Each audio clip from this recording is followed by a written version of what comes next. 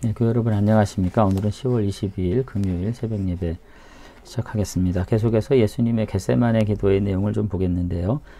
오늘은 거듭해서 반복해서 읽었기 때문에 마태복음 26장 42절부터 읽고 마무리를 좀 하도록 해보겠습니다.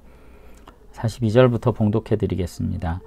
다시 두 번째 나아가 기도하여 이르시되 내 아버지여, 만일 내가 마시지 않고는 이 잔이 내게서 지나갈 수 없거든 아버지의 원대로 되기를 원하나이다 하시고 다시 오사 보신즉 그들이 자니 이는 그들의 눈이 피곤함일러라.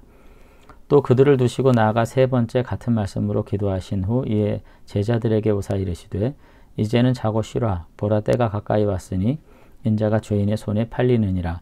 일어나라. 함께 가자. 보라 나를 파는 자가 가까이 왔느니라. 아멘. 42절에는 이제 예수님이 두 번째 드린 기도의 내용인데요. 조금 첫 번째 드린 내용보다는 많은 진전이 있었음을 볼 수 있습니다. 만일 할만하시거든 이 잔을 내게서 지나가게 해 주십시오. 이렇게 첫 번째 기도했다면 오늘 두 번째는 내가 마시지 않고는 이 잔이 지나갈 수 없다면 아버지의 뜻이 이루어지게 해 주십시오. 이렇게 기도를 하십니다. 그러니까 이 두 번째 기도에서부터는 잠정적인 자신의 요청에 대해서 이제 취하는, 자신의 요청을 포기하는 이와 같은 자기 포기의 내용이 들어있고 이제 전적으로 아버지의 뜻만이 이루어지기를 원합니다 라는 기도가 지금 나오고 있는 것을 볼 수 있습니다.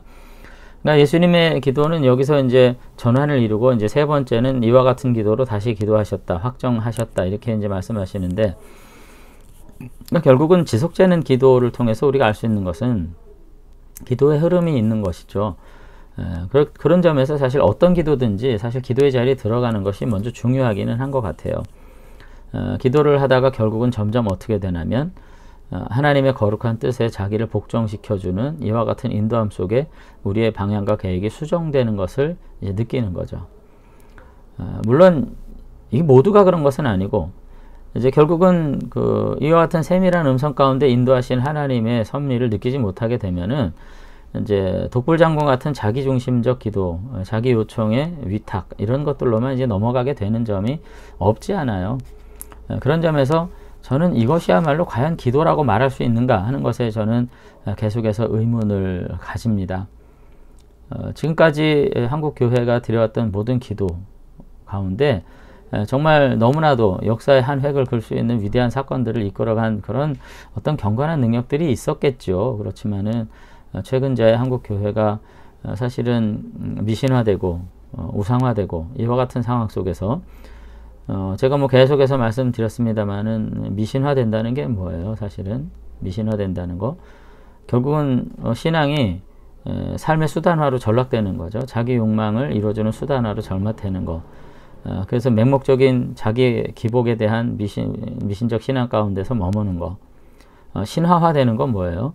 오늘 이 시대와 이 사회 가운데 있어지는 재반 현상에 대해서 교회가 공의롭게 판단하고 여기에 대해서 정말 책임 있는 자리에 위치하는 것, 그것이 종교의 순기능인데 그렇지 않고 주어진 상황을 그대로 접수하면서 그것이 불이든 정이든 구분 없이 그대로 받아들이면서 그것을 그저 모든 민중과 백성들에게 받아들일 수 없는 어떤 신화적 기원을 제공하는, 그래서 모두가 다 무지몽매의 길로 접어 들어가게 하는 그와 같은 태도가 이제 신화적인 태도고, 교회에서 그래서 뭐 무조건 믿어라 이렇게 얘기하는 거 많고, 불의한 권력자에게도 하나님 순종하라 하셨다 이런 신화적 요소로서 이 사회의 모든 악한 현실 그리고 부조리들에 대해서 합리화해주는 이와 같은 태도를 가지게 될 때 교회는 더 이상 교회될 수 없는 것이죠.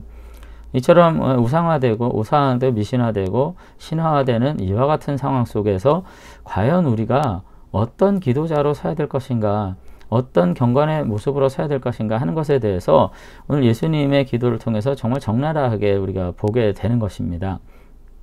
그런 점에서 예수님은 결국은 기도라는 경건의 수단을 자기 합리화의 수단이나 자기 기복적 수단이나 이런 것들로 사용하지 않되 오직 아버지의 뜻에 순종하는 거룩한 결단으로서 이끌림을 받고 있다는 점을 이제 우리가 보게 되는 것이죠.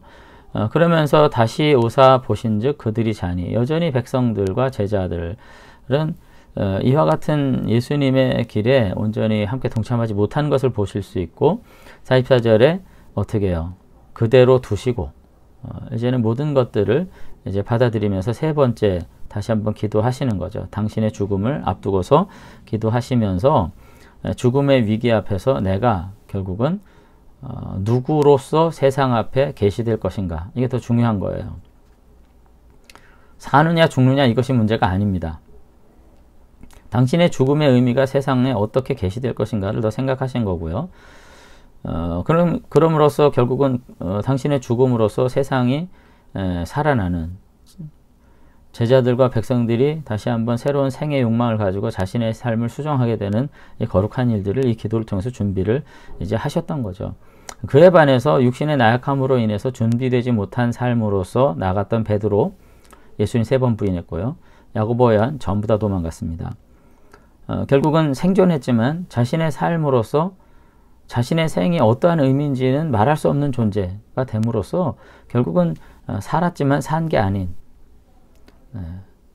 이와 같은 비극을 온몸으로 남은 삶을 살아야 되는 상황에 직면하게 된 게 이제 베드로와 두 제자의 모습이라는 거죠. 결국은 이렇게 3번 기도하신 다음에 예수님께서 이제 돌아오셔서 이제는 자고 쉬어라 이렇게 말씀하시는데, 이 말씀이 의미하는 바가 뭔지에 대해서는 뭐 여러 가지 논란이 많습니다만, 다만 우리가 예상할 수 있는 것은 이제 준비의 시간이 끝났다. 그리고 십자가를 운명으로 받아들인 일만 남았다. 오늘 그렇게 예수님께서는 온전히 받아들이신 시간이 바로 이 시간이라고 이제 생각이 됩니다.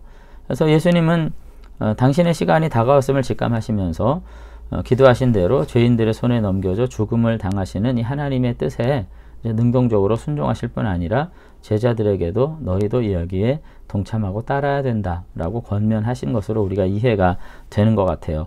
그런 점에서 이제 46절에 일어나 함께 가자 이렇게 초청하시고 계시고요. 결국은 예수님은 죽음을 외면하고 피한 가운데 너무나 뜻밖의 사건으로 맞이하신 것이 아니라 당신이 그 죽음을 향해 나아가시면서 아버지의 뜻을 성취하기 위해서 적극적으로 순종하신 것으로 이제 이해할 수가 있을 것 같습니다. 결국은 올바른 기도는 죽음 앞에서조차 인생을 빛나게 하고 당당하게 하는 것인 것을 알 수 있고, 오늘 우리들도 다시 한번 우리의 삶이 정말 생존을 위한 무엇이 아니라 우리의 죽음을 통해서 오히려 하나님의 거룩까지 이르게 되는 그와 같은 복된 삶이 되어야 됨을 우리가 다시 한번 생각할 수 있었으면 좋겠습니다. 어쨌든 우리가 예수님의 이 권회의 모습을 통해 가지고 우리는 무엇을 위해서 권회하고 있는가를 생각했으면 좋겠어요. 정말 순종하기 위한 권회인가? 아니면 하나님의 거룩한 뜻을 외면한 채 내 삶의 유익을 어떻게만 누릴 것인가 하는 것에 우리가 골똘하고 있는가, 우리가 생각하면서 정말 하나님의 뜻에 순종하기 위해서 몸부림치셨던 예수님의 모습을 우리가 본받아야 될 것 같습니다. 베드로와 세베대의 두 아들처럼 오히려 눈 감고 자신의 육신의 한계 속에서 그저 이탈하는 그와 같은 삶도 너무나도 정말 안타까운 삶이고요. 또 애통하되 자신의 이익권과 자신의 유익을 위해서만 애통하는 것도 너무나도 어려운 것이기 때문에 우리가 허망한 장담과 종교적인 수사, 거룩해 보이는 언변 뒤에서 자신의 이익만 탐하는 이와 같은 이중적 모습이 아니라 다시 한번 어떻게든지 우리가 솔직하게 정말 연약한 존재들이지만 하나님의 뜻 안에 순종하기 위해서 애통하는 모습들 정말 볼 수 있었으면 좋겠고, 그와 같은 자리에서 우리가 기도할 때 우리 하나님을 더욱 가깝게 만나게 되는 그런 은혜가 있게 될 줄로 믿습니다. 그리고는 때로는 좌절과 실패를 경험할 거예요.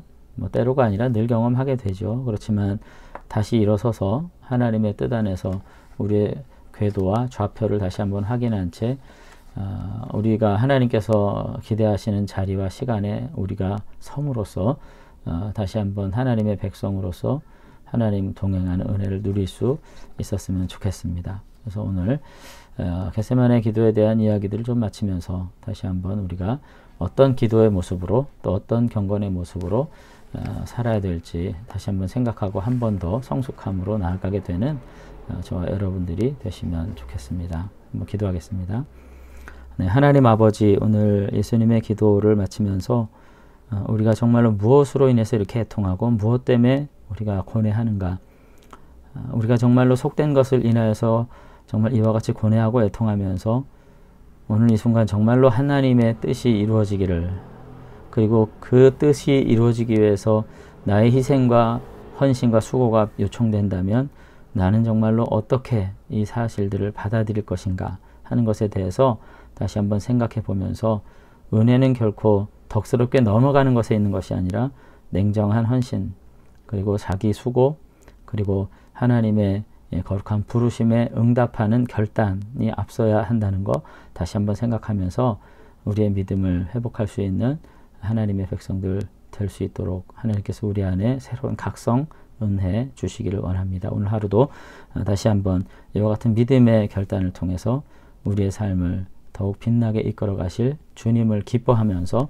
우리의 삶의 모든 순간 주님 원하시는 자리, 시간 앞에 온전히 서서 주님과 동행하는 믿음의 사람 되도록 축복해 주시옵소서.